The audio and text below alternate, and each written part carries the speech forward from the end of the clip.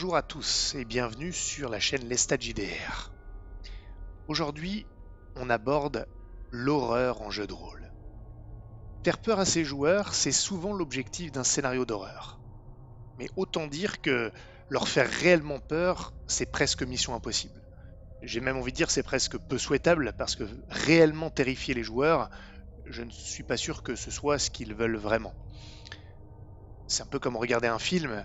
Est-ce qu'on va véritablement être terrifié, avoir une peur réelle? Je n'en suis pas sûr. Alors, l'horreur, c'est quoi en jeu de rôle? Bien, ça va être la tension.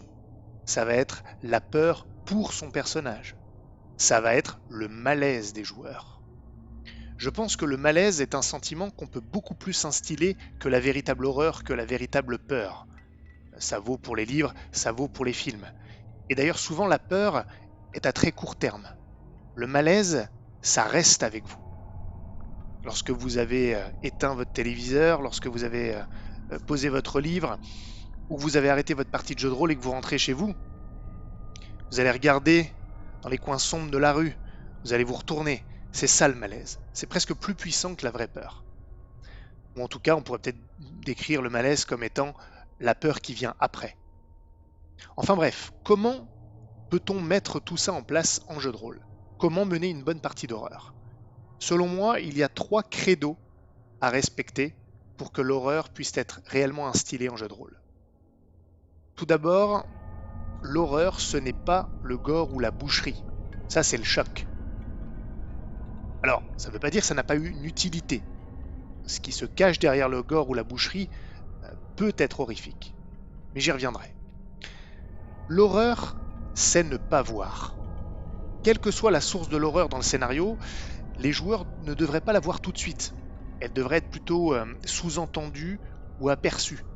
Pensez à l'alien dans Alien le 8e passager, donc le premier. On ne voit presque pas la créature, on la devine, on sait qu'elle est présente. On ne la voit pas vraiment en pleine lumière. Et donc en jeu de rôle, si c'est une créature, la source de l'horreur, ne la montrez pas, suggérez-la.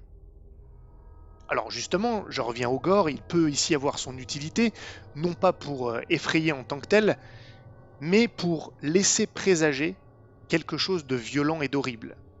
Lorsqu'on s'imagine ce qui a pu causer ce gore, cette profusion d'hémoglobine. C'est ce qu'il y a derrière qui est terrifiant, pas tant le gore lui-même. Si une créature poursuit les joueurs, ou est responsable de massacres horribles, tels que je viens de les décrire, il faut qu'elle soit suggérée avant même d'être vue.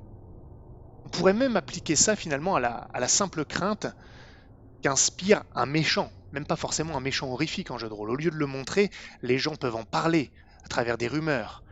Les personnages joueurs peuvent être confrontés aux exactions du méchant avant même de le rencontrer lui-même. Et du coup, la confrontation finale n'en sera que plus mémorable parce que on aura déjà construit le mythe autour du méchant. Et donc c'est pareil pour une créature à vocation horrifique. Ensuite, second credo, l'horreur, c'est ne pas comprendre. Parfois, l'horreur, ce n'est pas une créature en particulier, mais un mystère. Et là, donner suffisamment d'éléments aux joueurs pour qu'ils comprennent que quelque chose ne tourne pas rond est essentiel. Il faut qu'ils comprennent que ce qui se passe n'est pas cohérent avec leur conception du réel, mais sans réellement comprendre pourquoi. Ça va semer le doute, ça va stimuler leur imagination, et on sait qu'il n'y a rien de plus terrifiant que la propre imagination de l'esprit humain. Le fait de rassembler les pièces du puzzle, de lentement s'avancer vers une compréhension d'une sombre vérité, c'est l'essence même des histoires Lovecraftiennes.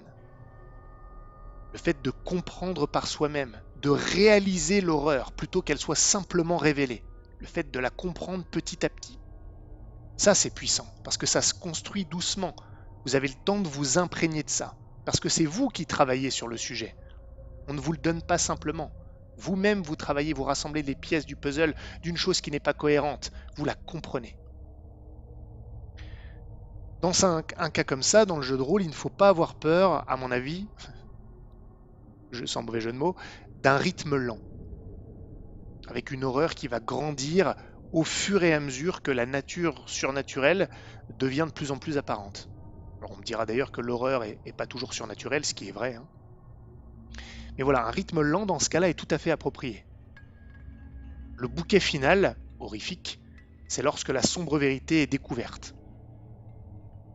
Et je pense même que l'idéal, le paroxysme de l'horreur, c'est que cette connaissance de cette sombre vérité, cette découverte finale, implique en plus un choix drastique et difficile de la part des joueurs. J'ai fait ça sur un one-shot que vous pouvez voir sur la chaîne Pilule Rouge qui s'appelle Le Bateau Blanc, où la compréhension de ce qui se passe se fait graduellement et lorsqu'elle est enfin mise en lumière, elle implique immédiatement un choix dont l'issue sera lui-même horrifique. Ça vous permet d'avoir une double horreur d'une certaine manière. D'abord, elle vient d'ailleurs et le fait de la comprendre fait qu'elle va peut-être ensuite venir des joueurs eux-mêmes de par le choix qu'ils ont à faire. On ne peut pas le faire tout le temps, mais c'est une bonne idée. Et le fait que l'horreur soit égale à l'absence de compréhension est la raison pour laquelle je pense que les one-shots se prêtent mieux à l'horreur que les campagnes. Ce n'est pas parce que les personnages joueurs peuvent mourir dans un one-shot plus que dans une campagne, mais parce que l'histoire n'est pas liée à un univers connu. À chaque fois que vous débutez un one-shot, tout peut arriver. Ce que j'aime faire, moi, personnellement, c'est commencer un one-shot d'horreur dans un monde contemporain tel qu'on le connaît nous, dans notre monde finalement. Et après, les choses se décantent. Et à chaque fois que je propose un one-shot, ça se situe dans une nouvelle version de notre propre monde. Tout peut arriver. Alors que dans une campagne, on a déjà un cadre, un univers qui est établi, on a déjà une idée de ce qui pourrait potentiellement arriver. Donc, le one-shot s'y est parfaitement à l'horreur en jeu de rôle. Enfin, dernier credo, selon moi, l'horreur en jeu de rôle, c'est aussi moins de règles. Je dis souvent que les règles soutiennent l'histoire, mais ne la font pas. Et c'est encore plus vrai pour l'horreur, à mon avis. Des règles, même faites pour accroître la tension, de manière artificielle, à mon avis, n'aideront pas. Parce que les scénarios d'horreur devraient avoir moins de jet de dés. Parce que l'horreur ne provient souvent pas de l'action elle-même, mais d'avant l'action. J'ai coutume de dire quand je me lance un film d'horreur, le moment où j'ai le plus peur, c'est au début du film, parce que je ne sais pas ce qui va se passer, alors je m'imagine des choses. Et plus je vois du film, moins j'ai peur. D'où le fait que je dise que l'horreur vient souvent avant l'action, et donc avant les jets de dés en jeu de rôle. C'est la narration, l'ambiance, les interactions qui contribuent à l'horreur. Et finalement, les dés, lorsqu'on va les jeter, lorsqu'ils vont rouler, vont nous rappeler au réel. Ils vont nous rappeler qu'en fait, on ne fait que lancer des dés et qu'on n'est pas vraiment dans cet univers terrifiant dans lequel le MJ essaie de nous immiscer. C'est pour ça que les jets de dés doivent être, à mon avis, moins présents. Les règles codifient, cristallisent, elles sont mathématiquement correctes, alors que l'horreur, c'est tout l'inverse. Donc en conclusion, l'horreur, de manière générale, mais plus spécifiquement en jeu de rôle, c'est ne pas voir, ne pas comprendre, et c'est ne pas sortir de l'immersion en faisant trop appel aux règles et aux dés.